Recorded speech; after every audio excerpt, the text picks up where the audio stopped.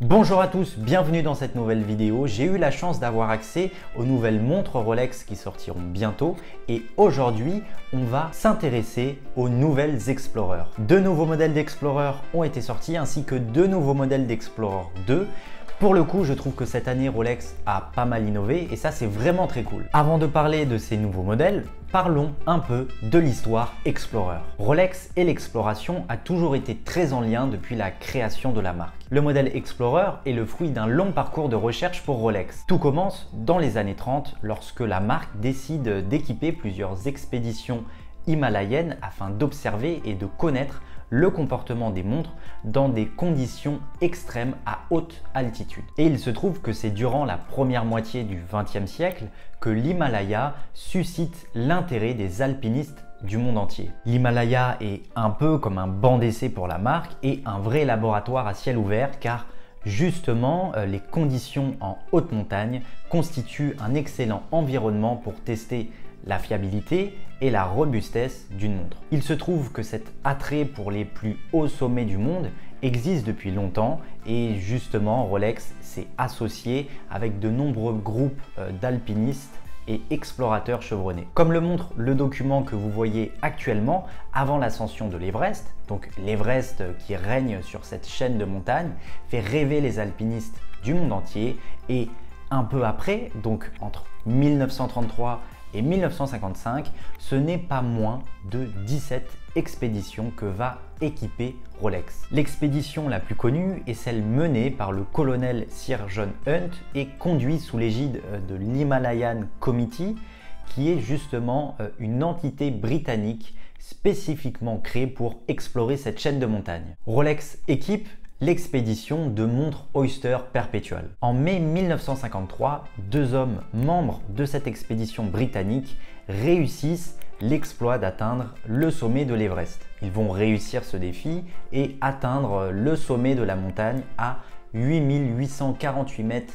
d'altitude le 29 mai 1953 précisément. Certes, il y a eu l'Everest en mai 1953 qui est l'expédition la plus connue, mais juste après, il y en a eu d'autres. Il y a eu le K2 en 1954 qui est le second plus haut sommet au monde à 8611 mètres d'altitude. Il y a eu aussi le mont Kanchenjunga en 1955 qui est le troisième plus haut sommet au monde avec 8586 mètres et le mont Makalu la même année qui est le cinquième plus haut sommet au monde à 8485 mètres. C'est avec les différents retours des alpinistes et des explorateurs que Rolex a pu perfectionner ses futurs modèles. Et c'est justement cette année, en 2021, que Rolex a décidé de présenter 4 nouveaux modèles d'Explorer 50 ans après la première sortie de l'Explorer 2.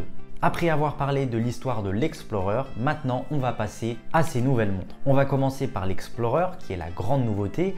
Ce modèle est maintenant disponible en Rolex.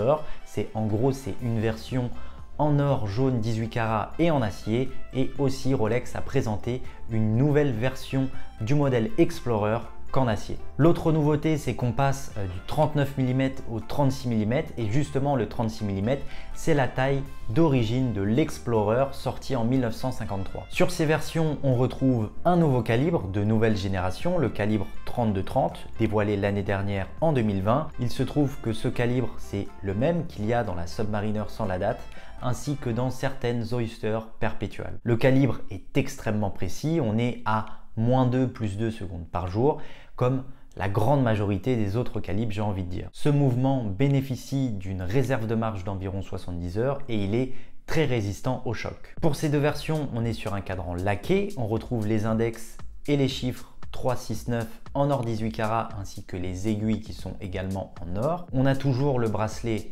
Oyster avec le fermoir de sécurité Oyster Lock à boucle déployante qui dispose de la rallonge de confort EasyLink qui permet d'ajuster sa longueur d'environ 5 mm. Et ce que je peux vous dire, c'est que cette rallonge est très pratique l'été. Ces versions sont étanches à 100 mètres de profondeur et justement ces nouvelles Explorer seront disponibles d'ici mai. Sur la version en or et acier, on est sur un prix de 10 200 € et sur la version qu'en acier, on est à 6050 €. Pour avoir essayé les deux, ce que je peux dire, c'est que la version acier avec ce 36 mm est vraiment très sympa. Pour moi, le 36 mm c'est parfait, ce n'est ni trop gros ni trop petit et c'est vrai que cette montre est très confortable à porter. Pour avoir essayé la précédente version, donc celle en 39 mm, honnêtement je trouve que celle en 36 mm fait bien plus raffiné et c'est vrai que j'ai une petite préférence justement pour la 36 mm.